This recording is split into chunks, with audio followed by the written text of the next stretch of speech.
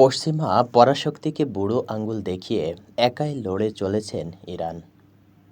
আঞ্চলিক প্রতিদ্বন্দ্বীদের চাপ থাকার পরও দেশটি ৭টি ভিন্ন নিরাপত্তা বলয় ভেদ করে ইসরায়েলের মূল ভূখণ্ডে ক্ষেপণাস্ত্র হামলা চালিয়েছে।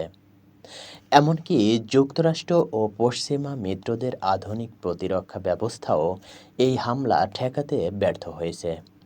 একের পর এক মিসাইলের আঘাতে দুর্বল হয়ে পড়েছে ইসরায়েলের নিরাপত্তা বেষ্টনী।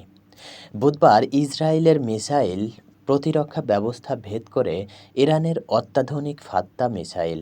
এই অবস্থায় ইরানের রেভলিউশনারি গার্ড বাহিনী আইআরজিসির দাবি, ইসরায়েলের আকাশ এখন তাদের দখলে।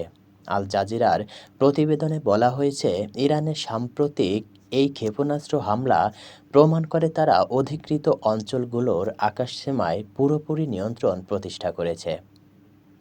সর্বশেষ হামলায় তেল আবিবে ভয়াবহ বিস্ফোরণ ঘটে, যার ফলে একটি পার্কিং লটে আগুন ধরে যায়। ইসরায়েল তাদের কৌশলগত স্থানে আঘাতের বিষয়টি গোপন করায় আর কোনো ক্ষয়ক্ষতি হয়েছে কিনা তা এখনও স্পষ্ট নয়।